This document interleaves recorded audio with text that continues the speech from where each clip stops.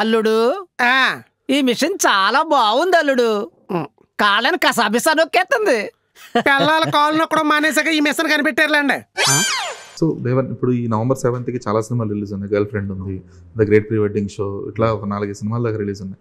వాటన్నిటిలో కృష్ణలీలని ఎలివేట్ చేసే పాయింట్ ఏంటి, లేదంటే సినిమాకి యూఎస్పీ పాయింట్ ఏంటి అంటే ఏంటి?